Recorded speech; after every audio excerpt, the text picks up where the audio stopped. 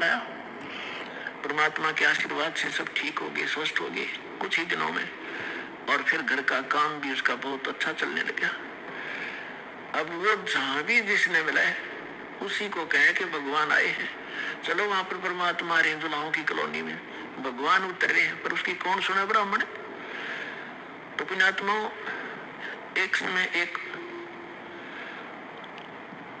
सर्वानंद नाम के ब्राह्मण थे, और उसने चारों वेदों, 18 पुराणों, गीता,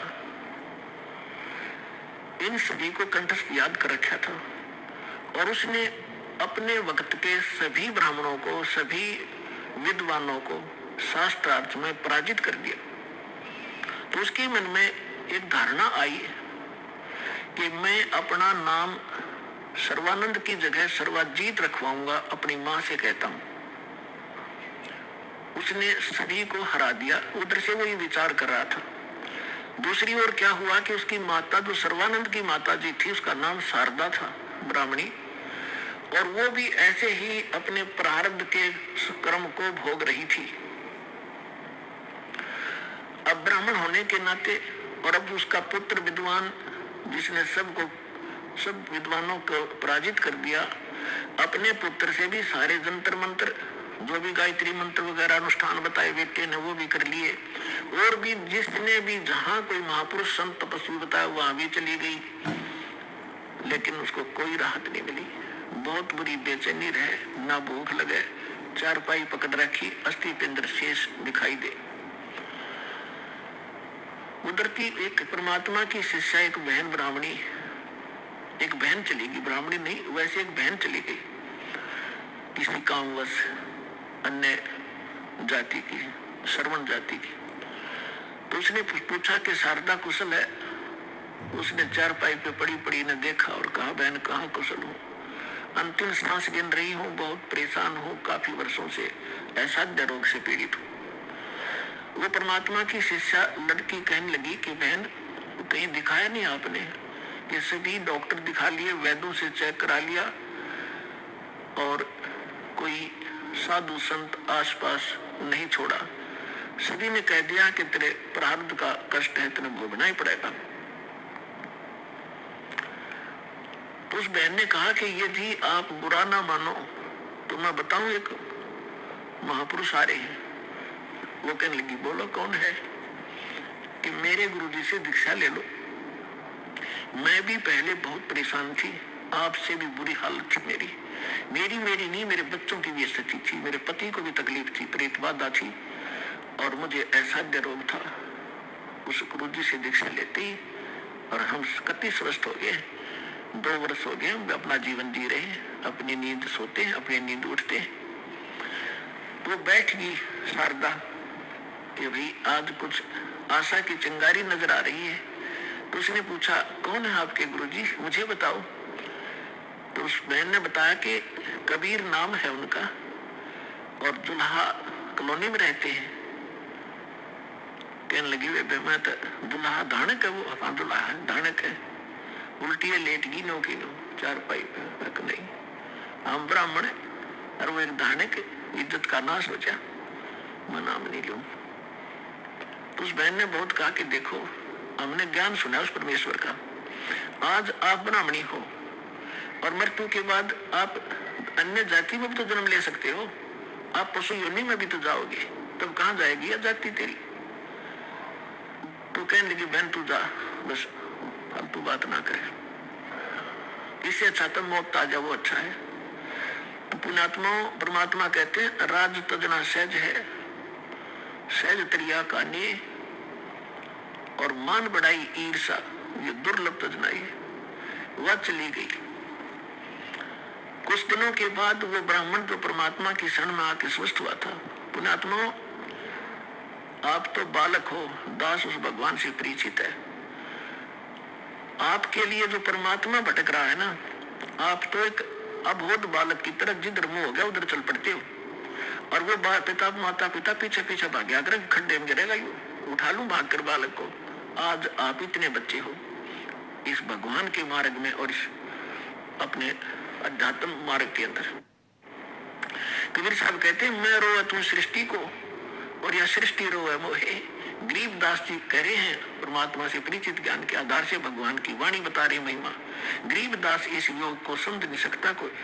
सोच छिद्र मैं करूं अपने जन के काज, जिस प्यारी आत्मा को शरण में लेना है ना जाने के कारण बना होगा उसके लिए। तो वो ब्राह्मण चला गया कि वो निकटतम नाती भी था उनका। पहले दूर देश से आना जाना महीने में नहीं होता था, 6-6 महीनों में 2-2 1-1 वर्ष बीत जाता था रिश्तेदारियों में आने जाने में। तो वो ब्राह्मण उसी काशी शहर के आसपास कोई गांव था उसका रहने वाला था। और शारदा बनारस में काशी में रहा करती थी। तो एक दिन वो किसी कामवश शहर में आया था, तो उसने सोचा चल रिश्तेदार के घर चलते हैं। जब वहां पहुंचा तो शारदा घर अपने उसी तरह उसी स्थिति में थी। राम रमी करी, नमस्कार हुआ, कुशल मंगल पूछा। तो शारदा ने अपना सारा दुखड़ा रोया कि मैं बहुत दुखी हूँ, बहुत बुरा हाल है मेरा, मैं तो अंतिम सांस गिन रही हूँ। तब उस ब्राह्मण ने कहा कि आप हमारे गुरुजी से दीक्षा ले लो, आप स्वस्थ हो जाओगे। और मेरी हालत का आपको पता ही है, क्या स्थिति थी मेरी। हाँ, आपकी तो बहुत बुरा हाल था, सारा परिवार दुखी था। और आप कैसे स्वस्थ हुए कि हम उस परमात्मा आए हैं पृथ्वी पर। शारदा तेरा यकीन हो चाहे ना हो। और हमारी जो दुर्दशा थी देखने जोगी थी, रिश्तेदार भी नफरत करने लगे थे। और उनकी कृपा से आज सारे बच्चे स्वस्थ हैं और हम स्वस्थ हैं। 4 वर्ष हो गए मैंने उनसे उपदेश लिए। तो ऐसा दुखी शायद पृथ्वी पर कोई प्राणी नहीं होगा जैसा मैं था। मेरे से रिश्तेदार भी नफरत करने लगे थे कि अब यूं आ गया घर पे, कुछ पैसे मांगने आया होगा।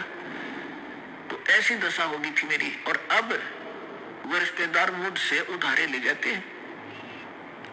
तो शारदा ने सोची हे भगवान बड़ी दया करी, देखिए तो ब्राह्मण है, इसने तो गुरु कोई बढ़िया बना रखा होगा, उच्च जाति का ब्राह्मण ही बना रखा होगा। तो फिर बैठ गई चारपाई पे। तो उसने कहा कि फिर ठीक है, बताओ मुझे आपका गुरुजी कौन है, क्या नाम है उनका, कहाँ रहते हैं। मेरे पूज्य गुरुदेव जी का नाम है कबीर। उसके वो फिर अक्षर खटक गया, कबीर वो धानक वो नीरू का। कहा वो ब्राह्मण बोला कहा वही है, यस। तो शारदा बोली तेरी शर्म बाजगी, इतनी इज्जत का नाश कर दिया, ब्राह्मण होकर धानक गुरु बना दिया, डूब कर मर जा कि ये सत्य लागी सुना। तब अब उस पंडित जी ने कहा कि मिश्रानी बात सुन ले, यह शिक्षा मेरे देने की जरूरत नहीं है, मैंने देख लिया। ये ब्राह्मण जब कित गए थे, जब मेरी दुर्गति हो रही थी, चोरने भी ना दे थे, अंतिम सांस गिनों था, बुरा हाल हो रहा था। और ठीक है तेरा ना समझ में आती है तो गुरु जी के बारे में फालतू मत बोलिए, उठ कर चल पड़ा। अब ये बात उसका घर कर गई कि सचमुच ये तो घना बुरा हाल था इनका, शारदा के, और इनका जीवन इतना सुखी हो गया। अब वो सोचने पर विवश हुई तो वो काफी देर सोचती रही कि ये क्या बनी। अरे काल ने तो ऐसे बना रखे हैं किले जाति के, ऊंच नीच के। काल ने तो इतना जबरदस्त जाल फैला रखा पुण्यात्मा, परमात्मा बनाई वो टूटे नहीं। अब आप देख रहे हो परमात्मा ने सबसे पहले यह बीमारी काटी कि अब आप देख रहे हो कोई छुआछूत नहीं, ऐसी दया करी ना। तो एक बाड़िया और थी अपने समाज में थी, हिंदुआई में थी, और तो देखी जाओ बाद की देखो दूसरे मत जुबान होते, तो यह समाप्त करी।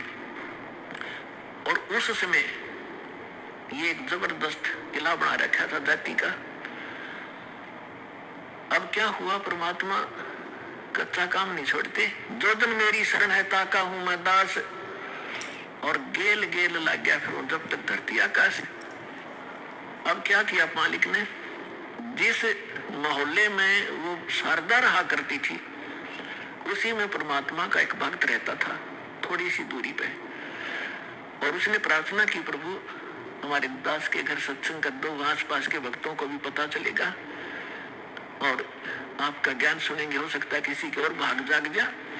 परमात्मा ने ठीक कहा कि ठीक है बेटा, रात्रि में सत्संग करेंगे, दिन में अपना काम करो पेट के लिए, रात तो अपनी है, आ जाया करो, चलूंगा मैं तुम्हारे वहां। तो उस बहन ने जो सत्संग करवा रही थी भगवान का, आस पास के सभी जगह निमंत्रण भेजा कि आज हमारे गुरु जी आवेंगे और नाम ले लियो, सत्संग सुनियो पहले, आपने आज तक ऐसा ज्ञान नहीं सुना होगा, आप देखियो हमारे गुरु जी का सत्संग सुनना। तो ऐसे आपस में आ ही जाते हैं, बुलावा देने से मोहल्ले के लोग, बहन बेटियां इकट्ठी हो जाती हैं। तो उसने शारदा को भी आमंत्रित कर दिया मोहल्ले में होने के नाते। तो शारदा ने पूछा आपके गुरुजी कौन है? कि मेरे गुरुजी हैं कबीर साहब, भगवान कबीर। कौन से कबीर? वो धानक। वो शारदा ने कहा कि हाँ वो धानक, आप कुछ भी कहो वो परमात्मा है। अब शारदा ने के स्कीम बनाई कि भी ऐसे जाऊंगी तो बात बिगड़ेगी, लोग हंसी करेंगे। एक ब्राह्मणी होकर दानक से दीक्षा लेने चल पड़ी और उधर से दुख का पहाड़ टूट गया। तो उसने अपने ही मन में एक ऐसा विचार किया कि मैं जाऊंगी जरूर, सुना है कि आशीर्वाद लेने मात्र से सुख भी हो जाता है। यदि मैं सुखी होगी, मेरा ये दुख दूर हो गया उनके आशीर्वाद से, मैं वही चरण पकड़ लूंगी, फिर कभी नहीं लोक लाज करूं। अब परमात्मा कहते करा करावे साइया, मन में लहर उठा, दादू सदर जीव के वो आप बगल हो जाए। तो पहले रात्रि का समय था, पहले एक जोत जलाया करते देसी घी की, वही तो हवन का काम कराया करती और वही रोशनी का वहां चांदना उसी से बनाया करते थे। एक जोत जला रखी देसी घी की, उसी आंगन में थोड़ा सा टमटमाती सी रोशनी थी। अब सभी बहन भाई आ रहे थे, एक साइड बहन बैठ रही थी, एक साइड भक्त बैठे थे, बीच में रास्ता था, सामने भगवान बैठे थे आसन पर। अब शारदा आई, मुंह पर घूंघट काट के, उसने ये सोचा था कि ऐसा घूंघट काट के औरतों में जाकर बैठ जाऊंगी, प्रणाम करके जैसे वो क्रिया करेंगे और मुझे कोई पहचानेगा नहीं। अब जो ही सभी बहन आ रही थी, भगवान के चरण ले रही थी और बैठती जा रही थी। अब वो आगे शारदा भी मुंह ढके आवे थी, परमात्मा के चरण छुए, मालिक ने सिर पर हाथ रखा और कहा सर्वानंद की माँ ब्राह्मणी पंडितानी, आज दानक के पास कैसे आना हो गया तेरा? और परमात्मा ने हाथ रख के उठाया भी नहीं था, उसका सारा रोग जो कष्ट था, जो संकट था, वो कति स्पष्ट होगी जैसे दुख कदे था ही नहीं।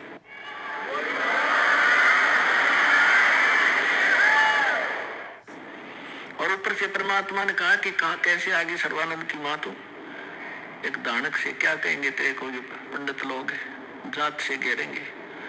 चरण पकड़ दिए उसी समय और फेंक दिया घूंघट उठा के, हे भगवान माफ करना मुझे दुष्टा को, मैं घनी नीच थी, आपके बारे में बहुत कुछ सोचा, तो सचमुच भगवान खड़ी होगी सब न बतावे कि मेरा इतना दुख था, मेरा इतना कष्ट था, मैंने बहुत कुछ अच्छी मंदी भी कही है, तो भगवान पड़े। फिर बैठ गई, सत्संग सुना, परमात्मा ने सृष्टि रचना सुनाई। तीन देव की जो करते भक्ति, उनकी कदे ना होवे मुक्ति। गुण तीनों की भक्ति में ये भूल पड़ो संसारे, कह कबीर निज नाम बिना कैसे उतरो पारे। अब शारदा को जितना ज्ञान था राम और कृष्ण, विष्णु और शंकर का, ब्रह्मा जी को तो हम भक्ति करते ही नहीं थे, श्री विष्णु जी और भगवान शंकर की तो हम खूब भक्ति करा करते। अब सारी सृष्टि रचना सुनाई और ऐसा दुख टल गया उस समय, तो सारी स्वीकार करे थी ना, तो अग्रम अग्रम भी करे, थोड़े बहुत हुआ तो वो भी मालिक ने पहले उसका समाधान कर दिया और सारी सुने थी, सारी हृदय में समावे थी। लगातार उसने आसपास जहां भी सत्संग परमात्मा का होता था वह सारे जान लग गई और उसको काफी ज्ञान हो गया। एक दिन क्या हुआ, उसका लड़का जो सर्वानंद था, उसने अपनी माँ से कहा कि माँ, मैंने इस आसपास के सभी विद्वानों को शास्त्रार्थ में पराजित कर दिया है, अब मैं चाहता हूँ कि मेरा नाम सर्वानंद से बदलकर आप सर्वाजीत रख दो। तो माँ ने कहा कि बेटा अच्छी बात है, तेने विद्वानों को जीत लिया, बड़ी अच्छी बात है, लेकिन सर्वानंद भी तो अच्छा नाम है, इसमें क्या दिक्कत है? तो उसने कहा माता जी ऐसा है ना, अब सबको अपने आप पता लग जाएगा कि इसने सबको पराजित कर दिया, सब पर विजय प्राप्त कर लिया, इसलिए मैं अपना नाम सर्वजीत रखवाना चाहता हूँ। उसकी माँ बोली बेटा ठीक है, नाम तेरा बदल दूंगी, लेकिन एक विद्वान और है, उसने पराजित और कर दे। तो वो कहने लगा बताओ बताओ कौन है? कि मेरे गुरुजी हैं और कबीर नाम है उनका, और जुलाहे की कॉलोनी में रहते हैं। कहने लगे वो अच्छा फिर अकमाता आपने बड़ा विद्वान खोजा, उसको संस्कृत भी ना आती, वो क्या जाने सदग्रंथों के बारे में। उसकी माँ बोली बेटा देख ले, यदि मेरे से इतना नाम बदलवाना है तो उस विद्वान को इतने पराजित करना पड़ेगा। ऐसे नहीं मानूंगी, उससे लिखवा के लाना और उनका अंगूठा लुवा के लाना, एक दो गवाह भी हो साथ में। अब सर्वानंद तो चल पड़ा, माँ का आदेश पाते ही चलता हूँ। अब जून का महीना, उत्तर प्रदेश, खड़ी धूप पड़े। उधर से परमात्मा कबीर जी की एक मुंह बोली बेटी थी कमाली, वो एक मृतक जीवित की थी किसी शर्त पे, किसी कारण से, किसी सर्कमस्टांस के से। और वो लड़की फिर अपने पिता को छोड़कर परमेश्वर के साथ, अपने वास्तविक पिता के साथ रहा करती थी, युवा हो गई थी। तो वो लड़की दोपहर के समय कुएं पर जल लेने गई हुई थी बटका भरने खातिर। उधर से सर्वानंद जी आ गया, एक बैल के ऊपर सारे सदग्रंथ रखा करता, गीता, 18 पुराण, 4 वेद, श्रीमद् भगवद गीता और 6 शास्त्र। बैल के ऊपर जैसे गधे पर बोरा डाल लिया करे, ऐसे बोरा डाल के उनमें रखा करता था, सुंदर कपड़े लपेट के। उस बैल को लिए हुए आ रहा था अब जुलाहों की कॉलोनी में, और उस समय पंडित जी आचार्य वो भी विद्वान सुप्रसिद्ध। तो सभी ऐसे देख रहे थे जैसे पहले गांव में हाथी आ जाता, सारे गांव निकल कर आ जाया करता, हाथी देखेंगे, ऊपर चढ़ कर मकानों पर देखा करते थे। तो सभी देख रहे हैं कि ब्राह्मण कैसे आ गया हमारी कॉलोनी में। अब देखो लीला दाता की,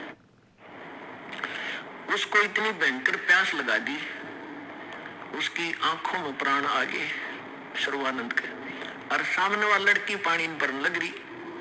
उसके पास आकर कहा कि लड़की जल्दी पानी पिला बेटी, मेरे प्राण निकलने जा रहे हैं। तो लड़की ने बाल्टी उसके कर दी, ले पी लो। उन्होंने अपना करमंडल ले रहा था, उसमें डालकर गट गट पी लिया।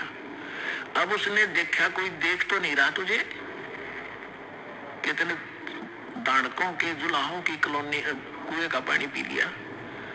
कोई देख तो सब देख रहे थे, सब चारों तरफ देख रहे थे। तो उसने अपनी इज्जत बचाने के लिए लड़की को डांटा कि ये लड़की ये किस जाति का कुआं है। तो लड़की ने कहा जी दानकों की कॉलोनी में तो दानकों का कुआं हुआ, अगर ब्राह्मणों का नहीं हो सकता। ये तूने पहले क्यों नहीं बताया मुझे? पंडित जी पानी पी कर जात नहीं पूछा करते, तू पहले पूछता। जब तक तेरे पसीने आ रहे थे तेरी जान जाने वाली थी, अब तुझे जाति दिखाई देती है।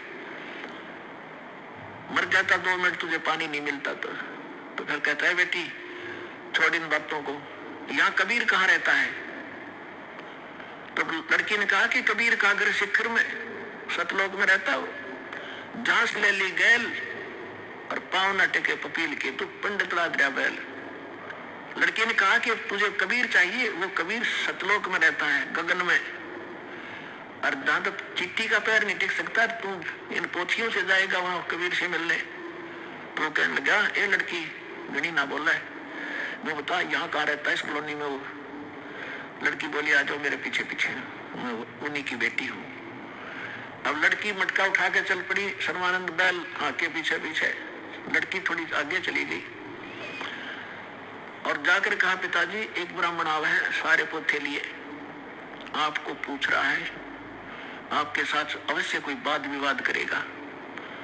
परमात्मा ने कहा बेटा कोई बात नहीं, ज्ञान की चर्चा तो होनी चाहिए, अच्छी बात है, उसको बुला लो अंदर। और लड़की बाहर आई और कहा सर्व आओ जी, आ जाओ पिताजी अंदर है, आ जाओ। तो सर्वानंद बाहर खड़ा हो गया और कहा ले लड़की पानी का मेरा लोटा भर दे। बाहर खड़ा खड़ा लड़की ने पानी का लोटा भर दिया और कहा इस लोटे को जाके कबीर को दे दे और इसका क्या उत्तर दे फिर मुझे बताना बाहर आकर के। अब लड़की उस लेकर उस लोटे को भरे हुए को और धीरे धीरे परमात्मा के पास गई और कहा पिताजी एक वो ब्राह्मण युग इनने ऐसे ऐसे कहा है कि ये लोटा दिया है, कहा कि इसका उत्तर दे वो मुझे बताना इस जल को। और इतना भर दिया कि वो पानी लबालब भरा हुआ था उस लोटे के ऊपर तक, उसमें जरा सा भी पानी डाल दे तो बाहर जावे, इतना फुल भर के दे दी। परमात्मा बोला ठीक से बेटी। परमेश्वर ने बड़ी सुई थी, वह सुई उठा के लोहे की और लोटे में डाल दी, कुछ पानी बाहर निकल गया। उनको दे दे बेटा। वह लड़की वापस आई धीरे धीरे।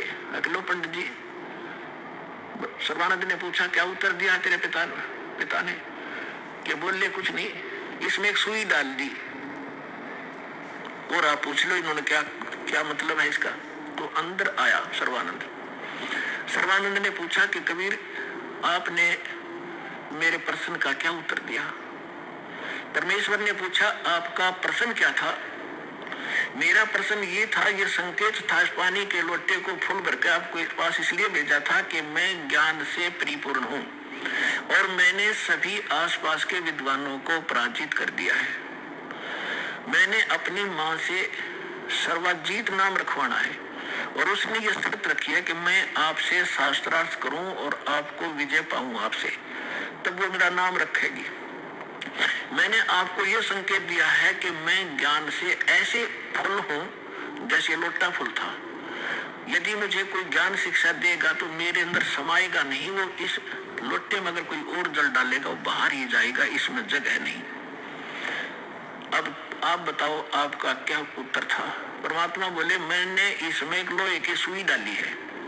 मेरा ये संकेत है कि मेरा ऐसा भारी ज्ञान है, ऐसा गुरु ज्ञान है कि जैसे मेरी सुई तेरी लोटे की तली में जाकर टिकेगी और तेरा पानी बाहर निकल गया, ये मेरा ज्ञान ऐसा तेरी थोथे ज्ञान में बाहर फेंक देगा, ठाकर तेरे हृदय में समा जाएगा।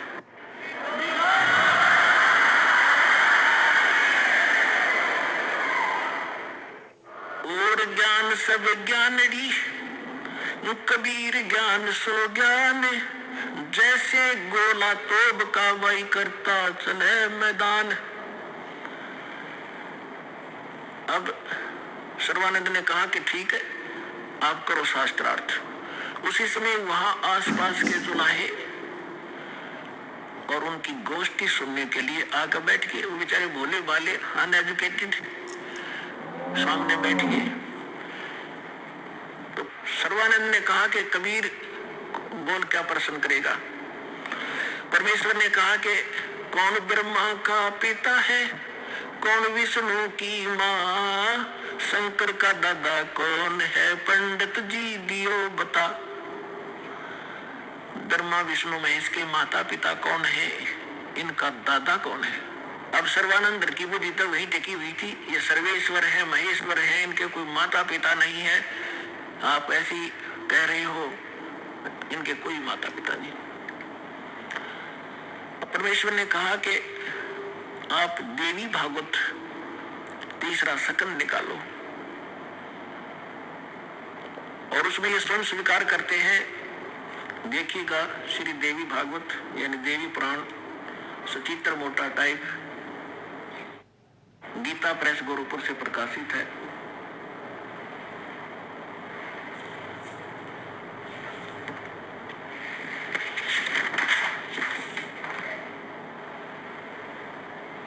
संपादक हनुमान प्रसाद पोदार, चिमनलाल गोस्वामी।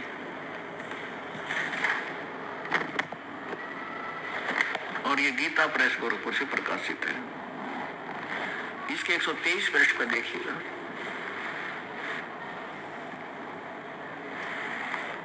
तीसरा स्कंद। विष्णु भगवान विष्णु जी अपनी माता दुर्गा की स्तुति करते हुए कहते हैं, तुम शुद्ध स्वरूपा हो, ये सारा संसार तुम्हें से उद्भासित हो रहा है। मैं ब्रह्मा और शंकर हम सभी तुम्हारी कृपा से विद्यमान हैं। हमारा तो आविर्भाव माने जन्म और तिरोभाव माने मृत्यु हुआ करता है। हमारा तो जन्म मृत्यु होता है। केवल तुम ही नित हो, जगत जननी हो, प्रकृति और सनातनी देवी हो। भगवान शंकर बोले, देवी यदि माँ भाग विष्णु तुम्हीं से प्रकट हुए हैं तो उनके बाद उत्पन्न होने वाले ब्रह्मा भी तुम्हारे ही बालक हुए। फिर मैं तुमको लीला करने वाला शंकर क्या तुम्हारी संतान नहीं हुआ? अर्थात मुझे भी उत्पन्न करने वाली तुम ही हो। इसलिए संपूर्ण संसार की सृष्टि करने में तुम बड़ी चतुर हो। इस संसार की सृष्टि, स्थिति और संहार में तुम्हारे गुण सदा समर्थ हैं। उन्हीं तीनों गुणों से उत्पन्न हम ब्रह्मा, विष्णु एवं शंकर नियमानुसार कार्य में तत्पर रहते हैं। अब पंडित जी तो साथ ले रहा था, सारे पोथे निकाल कर देख लिया, पढ़ भी लिया। उसको मालूम था कि सामने जो श्रोता है ये सब अशिक्षित, और कह दिया कि झूठ बोलता है, इसमें कुछ नहीं है। परमेश्वर ने कहा कि रुद्र संहिता के अंदर देखिएगा, ब्रह्मा, विष्णु और शिव जी की उत्पत्ति दिखाते हैं आपको, आप देखिएगा। तो उसने देखा जो मालिक ने बताया। अब आप देखिए पुण्यात्मा, तो अभी तक ये सारा वर्बली बकवास चल रही थी। अब दास ने जब इस मिशन को स्टार्ट किया तो आम भक्त हमारे भक्तों से कहता था, वो कैसा टीचर है, पुस्तक पढ़ पढ़ के सुनाता है, अपना अनुभव बताना चाहिए। अरे वेदों से, गीता से, इन सदग्रंथों से अलग जो अनुभव अपना बताता है वो शास्त्र विरुद्ध है, वो बिल्कुल यूजलेस है। ये हमारा सिलेबस है। हम सिलेबस तो बाद में देखा दास को, न तो उस मूल ज्ञान से जो परमात्मा का ज्ञान था उसके आधार से भक्ति शुरू की थी। इन सदग्रंथों को बाद में देखा है, ये यूं का यूं मिला।